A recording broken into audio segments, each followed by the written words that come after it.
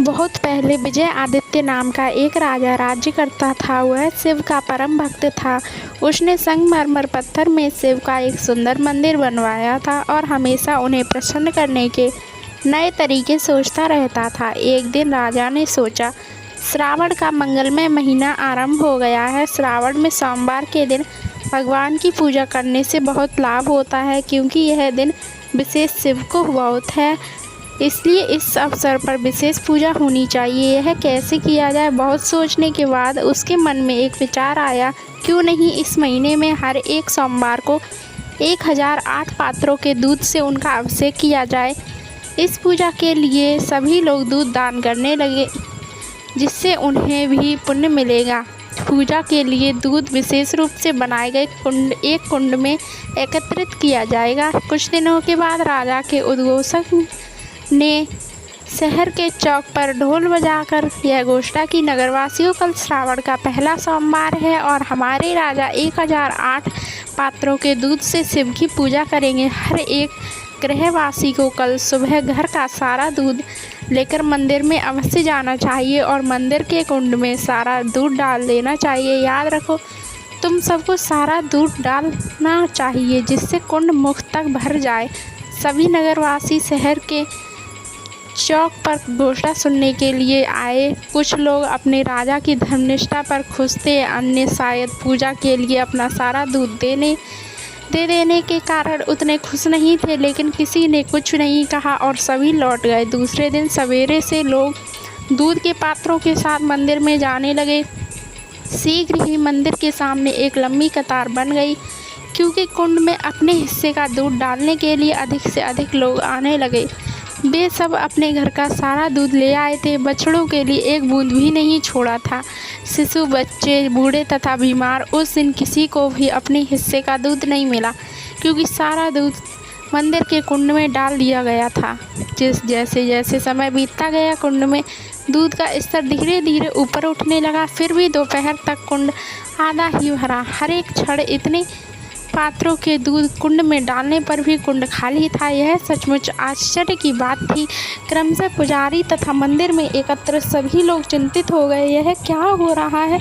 भीड़ में सब घबराहट के साथ कानाफूसी करने लगे। एक व्यक्ति बुदबुदाने लगा, क्या बात है, कुंड क्यों नहीं भर रहा है? हालांकि हर नगरवासी अपना इसमें दूध डाल रहा है। क्या शिव भगवान नाराज है? क्या हम लोगों से अनजाने में कोई पाप हो गया है? पुजारी बहुत घबराए हुए थे। तभी मंदिर के आते हुए एक बूढ़ी औरत ने प्रवेश किया, जिसे शायद ही किसी ने ध्यान से देखा होगा। वह नगर के दूसरे छोर पर रहती थी। उसने सवेरे उठकर अपने सभी गायों का दूध निकाल लिया था, लेकिन बछड़ों के लिए कुछ छोड़ दिया था। फिर उन्होंने परिवार के सदस्यों को दूध पिलाया और घर का कामकाज पूरा किया। इसके बाद केवल एक कटोरे भर दूध बचा। वह उसे लेकर मंदिर में गई और यह प्रार्थना करते हुए दूध कुंड में डाल दिया, हे भगवान, सिर्फ इतना ही आपको अर्पित कर सकती हूँ, लेकिन यह अपनी पूरी भक्ति के साथ समर्पित कर रही हूँ। कृपया मेरी छोटी सी भेंट को स्वीकार करें।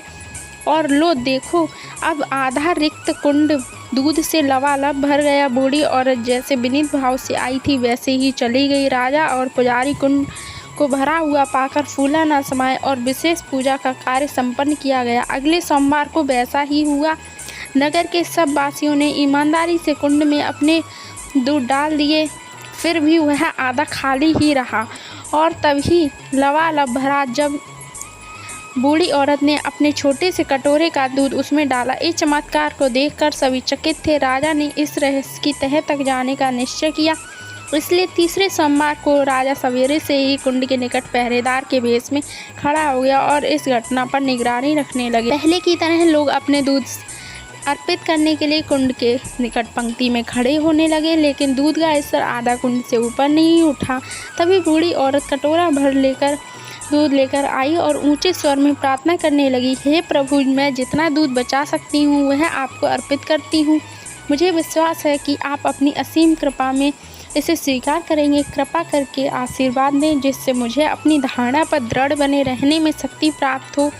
तब उसने कुंड में दूध डाल दिया। जैसे ही वह वापस जाने के लिए मुड़ी कि राजा, जो वेश बदलकर निगरानी कर रहा था, यह देख चकित हो गया कि कुंड दूध से लबालब भर गया। उसने दौड़कर बूढ़ी औरत को रोकने के लिए डर से कांपती ही हुई वह बोली, मुझे क्यों रोकते हो? मैंने क्या किया है? राजा ने कहा, डरो मत माँ, मैं राजा हूँ और तुमसे कुछ जानना चाहता हूँ। कितने ही लोगों ने दूध कब से कुंड में डाल रहे हैं, फिर भी आधा कुंड से ज़्यादा नहीं भरा, लेकिन तुमने जैसे ही इसमें छोटे कटोरे भर का दूध डाला, कुंड अचानक लबालब भर गया। क्या बता सकती हो ऐसा क्यों हुआ?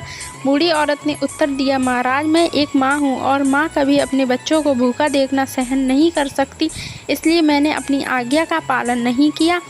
आपकी आज्ञा का पालन नहीं किया। गायों से दूध निकालते समय मैंने कुछ बछड़े के लिए दूध छोड़ दिया, फिर सब बच्चों को पिलाया। इसके बाद जो दूध बचा वही पूजा के लिए लाई हूँ। भगवान भी माता के समान है, वे नहीं चाहते कि बच्चों को भूखा मारे। स्पष्ट बोलने के लिए क्षमा चाहती हूँ। हे राजा, आपने किंतु यही कर दिया। आपने लोगों को पूजा के लिए घर का सारा दूध लाने का आदेश दिया और बच्चों, बूढ़ों तथा बीमारों के लिए कुछ भी बचाने के लिए नहीं कहा। प्रजा दुखी थी, लेकिन आपकी आज्ञा का उल्लंघन नहीं कर सकी। उन्होंने अर्पण किया, किंतु स्वेच्छा से नहीं। भगवान को यह पसंद नहीं आया और आपके अर्पण को अस्वीकार करके उन्होंने अपना असंतोष प्रकट किया। राजा यह सुनकर विचारों में खो गया। वह ठीक कहती है, उसने मन में कहा। राजा को भी अपनी प्रजा के लिए माता के समान होना चाहिए, जो उसके स्वास्थ्य और सुख का ध्यान रखे, लेकिन मैं अपनी पूजा के लिए उन्हें दूध देने पर मजबूर करके महापाप कर रहा था। फिर भगवान हम पर कैसे प्रसन्न रहते? शर्म से उसका सिर झुक गया। वह बूढ़ी औरत से बोला, मैं तुम्हारा शुक्रगुजार हूँ माँ, तुमने हमारी आंखें खोलकर सच्ची भक्ति का मार्ग दिखाया। तुरंत उसने घोषणा करवाई कि आने वाले सोमवार के दिन लोगों को उतना ही दूध लाना है जो बछड़ों, बच्चों, बूढ़ों तथा बीमारों को पिलाने के बाद बच जाए। अगले दिन सोमवार को भी, जो श्रावण का अंतिम सोमवार था, मंदिर पर सवेरे से ही लंबी कतार थी। लोग उतना ही दूध लाए थे जो बचा सकते थे। राजा ने उतना ही दूध डाला जो महल के बच्चों तथा अन्य लोगों से बच पाया था। परिणाम आश्चर्यजनक था। कुंड सुबह में ही भर गया था। राजा अप्रसन्न था और बूढ़ी औरत का इंतजार कर रहा था। जब उसने अपने हिस्से का दूध डाल दिया, तब राजा उसे मंदिर में ले गया और दोनों ने एक साथ पूजा की। धन्यवाद माता, भगवान सचमुच आखिरकार प्रसन्न हो गए, राजा ने कहा। अगर आपको हमारी यह वीडियो अच्छी लगी हो तो हमारे चैनल को लाइक, शेयर एंड सब्सक्राइब कीजिए। Thank you for watching my video.